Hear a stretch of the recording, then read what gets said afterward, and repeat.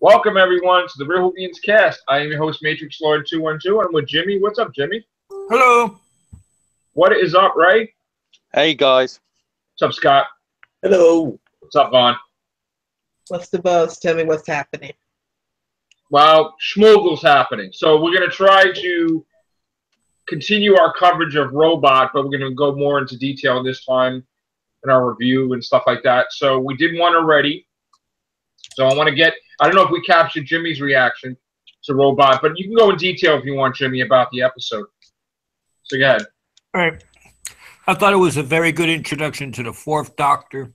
The episode itself had some plot holes, some that were never resolved. But overall, it was an introduction to a new Doctor. I thought it was very good. We just finished Pertwee's Doctor, who seemed to be more serious than anything. And this was a throwback to Troughton's Doctor, which at the time I didn't know, because when I first started watching Doctor Who, it was with Pertwee. I remember at that time, there was a PBS station in Rochester, New York, and a PBS station in Syracuse, New York. One of them was showing the Pertwee episodes, and the others were showing Tom Baker episodes. The Tom Baker episodes from his first season as the Doctor. I did not know about regeneration yet, and I was watching both stations, and I couldn't figure out what was happening. Since it was the first season of the Doctor, he still had the Brigadier, he still had Sarah Jane, he still was working with the unit. So I thought, these must be episodes of Doctor Who when Doctor Who was younger. Right. He was just playing a younger version of the Doctor. Wow. This would have been back in the late 70s, around 1958. From what I understand, the episode was made in 73 and aired in 74. I think it was December 28th it was aired, the first time. And you could tell by Sarah Jane's badge that she uses that it says April of 1973. So there you go. For anybody that wants to know when Robot takes place, April of 1973, definitively. So I know that PBS stations, whenever they were pleading for money, always said that they weren't getting Doctor Who first run. They were getting it a couple years after it aired in England. So that would probably be that when you saw it and they had the two different channels. Right. Was one of them New Jersey Network, Channel 58 UHF? No, one was Channel 21 in Rochester, and the other was Channel 24 in Syracuse. Okay, in New York, we had WLIW, which was we had it on UHF channels. You know, we had two different dials on our TV. We had there was no cable for us. So my TV, well, I mean, I'm sure back then it was just two knobs, and we didn't have no remote control.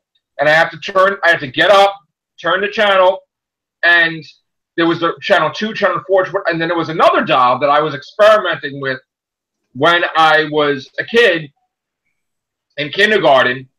And I was just like, well, why don't we ever use this dial? And they're like, oh, because, you know, my parents were like, oh, you can't even see the picture. The picture's hazy. The picture's this.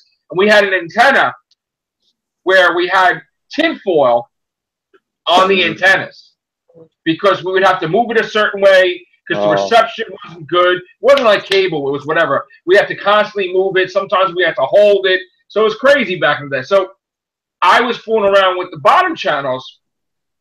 And like I said before, many times before, Pyramids of Mars, that was my first episode. Now, there, of course, you know, I watched it on Saturday night, and then I found out once I started watching it that it was on other channels. So you were right. Probably it was John Pertwee that was going into it. And then by the time I was going towards the end of Tom Baker, I was probably catching episodes of Tom Baker when he regenerated on the other channel or whatever, because there's always weird order. So, hi, Sally. What's up, Sally? What's up, Ray? What's up, Scott? What's up, everybody? So back then we had, and on my TV, the TV that I had was a black and white TV. Oh, you know? yeah. And because like we had a black and white TV, but then we got color right away. We just didn't have it at the time. And then after a while, we got into that phase in the 80s where then we had TV in every room and stuff like that eventually. But back then, before cable, we had the antenna. And then when I went to my grandmother's, I asked her, with the TV, I was trying to watch it on there, and they never watched UHF there either.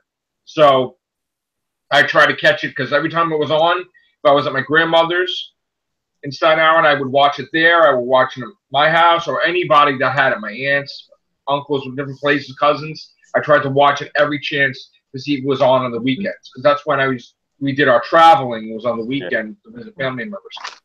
So, again, WOR Channel 9 in Secaucus, New Jersey, they showed it with commercials.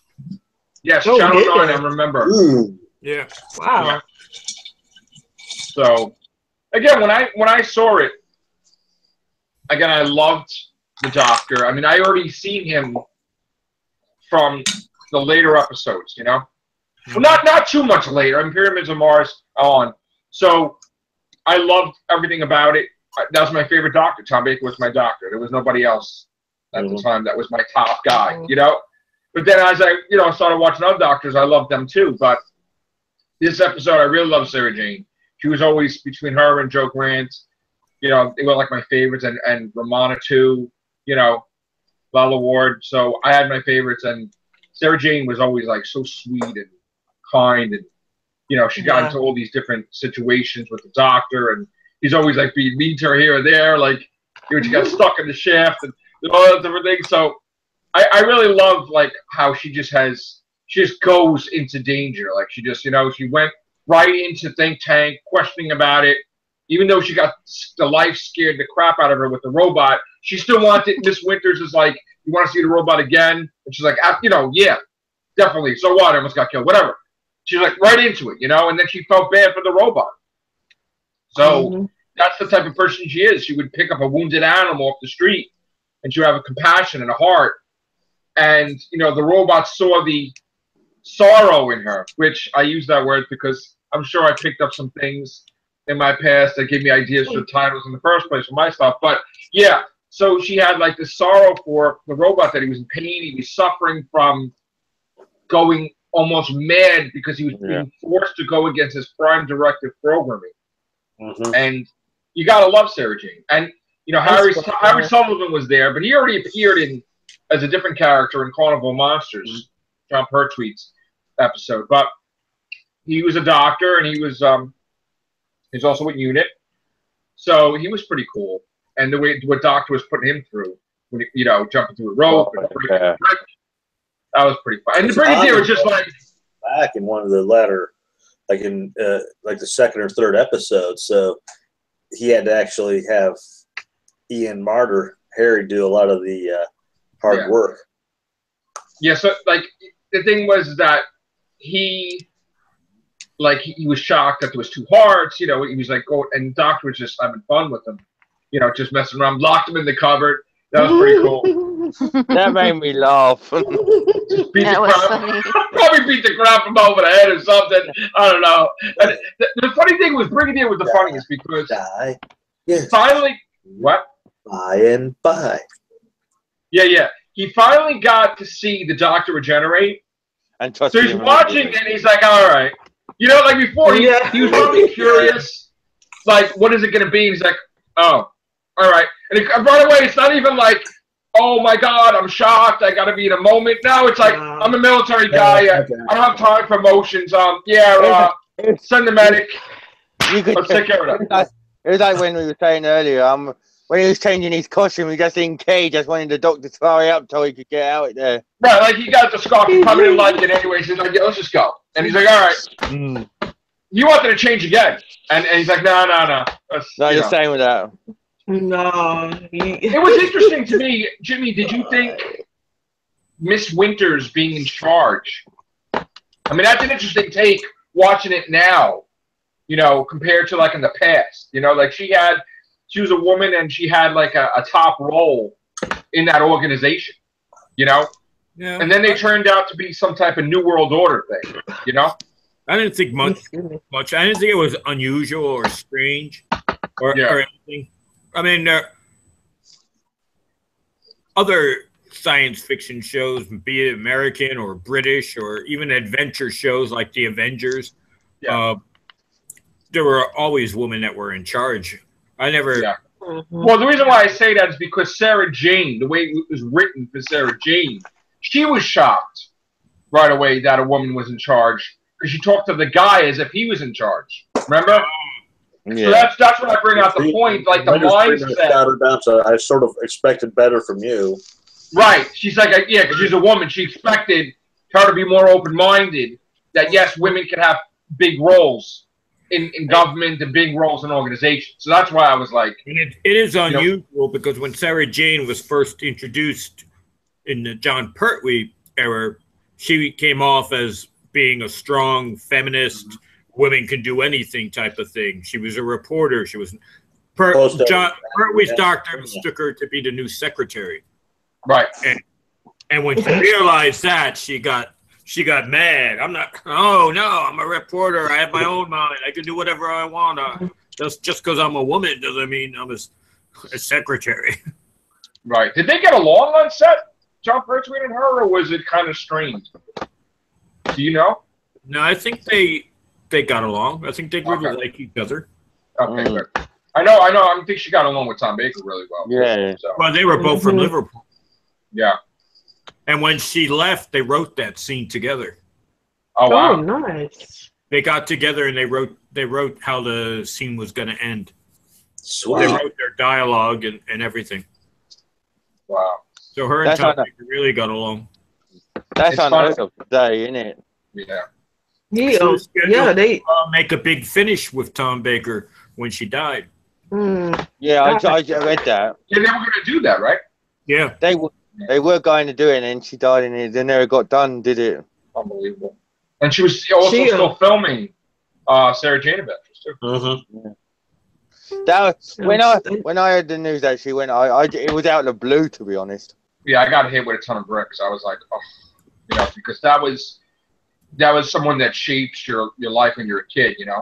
Certain actors and actresses, like when you're growing up, you've seen them.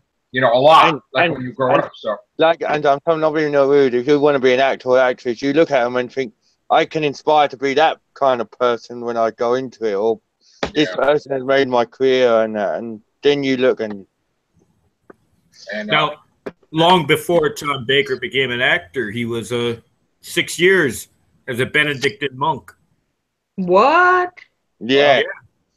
Tom Baker spent 6 years in a Benedictine monastery. He was studying to be a monk, but he decided it wasn't for him, so he didn't take final vows. He just left. Wow. Yeah, he was planning on being a priest. Dang. Yeah. I read that. Didn't he have other jobs too? Didn't he do the monastery? The construction, right? Yeah, construction worker. I mean. Yeah. He was very. That's the last job. When he learned he was hired as the new doctor, he was working on construction at the time. Wow. He's very intelligent too.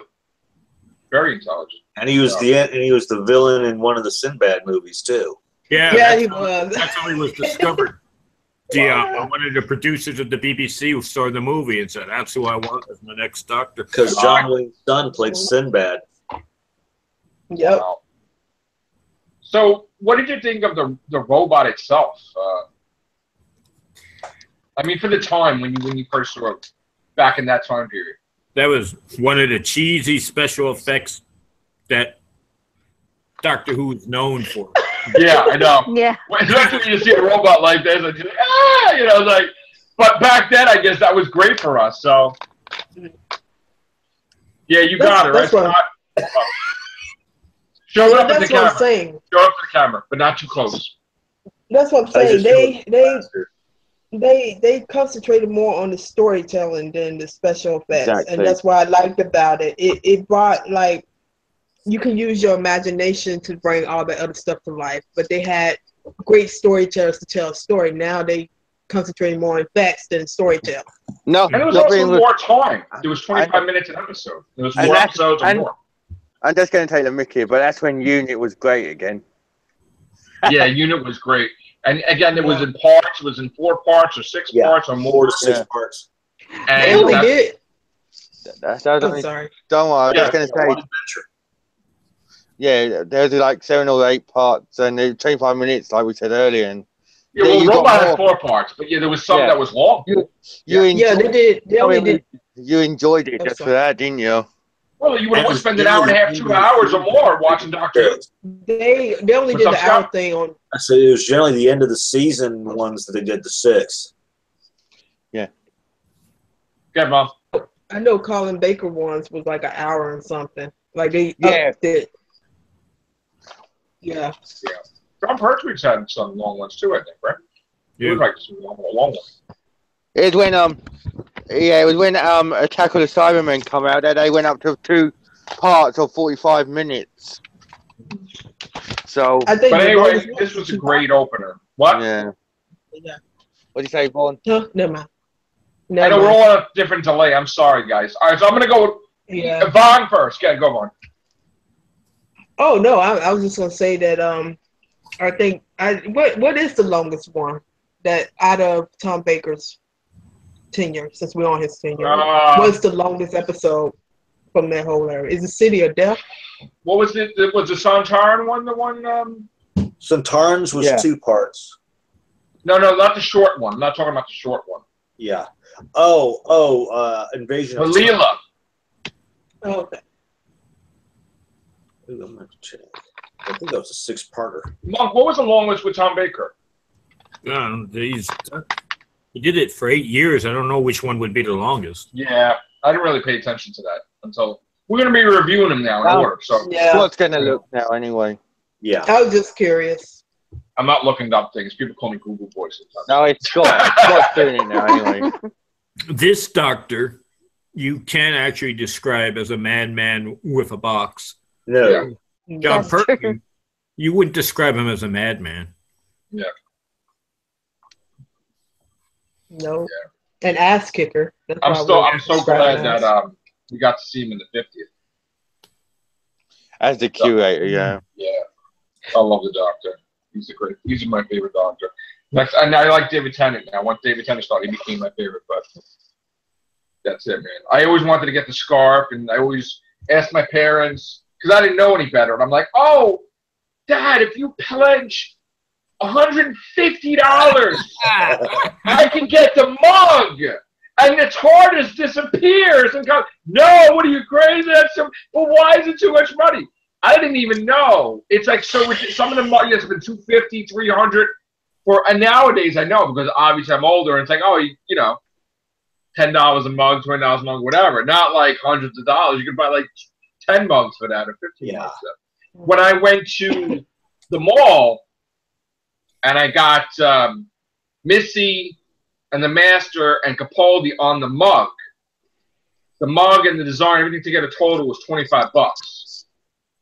So I had that, and then I got another one with Capaldi with the Mondazzi and Cyberman. Yeah. That was also $25. Mm-hmm. So anything yet, Scott? What, Ray? I was just asking Scott, has he found out yet? Okay. So far, I'm finding that let's see, Genesis was 6 parts. There was another one I saw for 6. Okay. Seeds of Doom was 6 parts. We got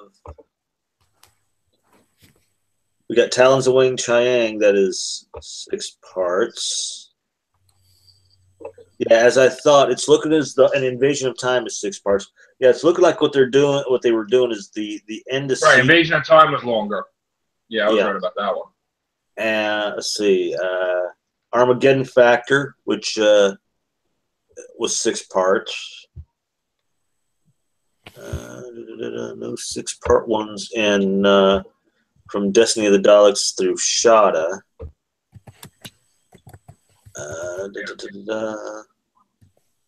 Yeah, it looks as though the last 6-parter was Armageddon Factor. Hmm. So 6 parts for his normal realm. Yeah, yes. Yeah, no, 4 was normal. 4 was normal. No, yeah, no, I said, I said and 6 then was. at the end of the season, they would do the 6th part to fill it out. And then so far, the longest answer Vaughn's question. The longest so far is Trial of a Time Lord, which was the Colin Baker. Colin that Baker was the whole thing. Yeah. era, yeah. Oh, they counted as a whole thing. Yeah. All the time. Oh Yeah. God. Yeah. Because what they done was it was like 4 parts to each story, but it was the whole series. It spread out the whole series. Right. All right. Anybody else want to give? And I'm just going to finish off with it, and that's why we want the rail yard back, because he's unfinished. I definitely would love to see the yeah, I'm just trying to learn more about this Doctor, because this is the least. I mean, I know some of the classes, but his Doctor is the least that I know about. Yeah. To be honest. Trial of the Time Lord was, let's see, 3 times 4 is 12. It was around like 13, 14 episodes. It's 14 parts, Scott. Yeah. What did you guys think of Miss Winters? Oh, I love that character. Oh, she was awesome as a villain. Like, I agree with you, Joel, what you said earlier, that they could have done it with like a Missy kind of thing. Yeah, and you know what? Martha could have did something, right? Where you could have had Missy dressed as Miss Winters. Like make it like maybe Miss Winters was Missy. You know, and she could have been like going through his timeline at different points, just whatever. I mean, look what he's doing now. He's retconning something, changing something. So, yeah, I mean, you know, Clara introduced him to the TARDIS. So I mean, you know, they could have done it like that when the Great Intelligence doing that kind of thing, couldn't they? I don't know, but you know what? Again, I'm not gonna when we do these reviews, I'm not gonna rate the episodes. Because again, to me, my opinion's biased. It's all perfect to me. It's from my childhood. So I'm not. Tom Baker's my Doctor. So you know. But anyway, I really, really loved it. It was great. You know, and what'd you think of it, Sally? What'd you say again? No, it was really good. I liked it. Yeah. Yeah, I haven't seen very many classic episodes, so this was pretty good. Yeah. Ray, you want to say something?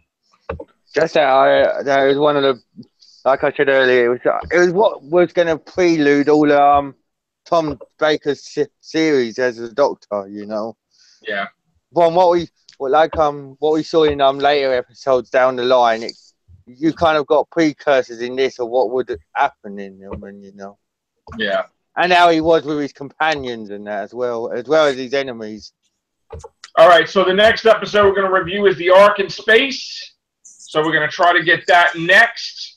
So guys, check it out. I think they're available on BritBox. Mm-hmm. And if you don't have BritBox Daily Motion, or if you have the DVD or Blu-ray, or get an iTunes, it's available everywhere. So we'll do that next. I don't know when that's going to be exactly, but if you guys want to watch it and we'll do it tomorrow, we can do it tomorrow. So that's tomorrow night's Game of Thrones, so you got to watch that. So, all right, guys. Thank you very much. So it's got to be Monday. So it's got to be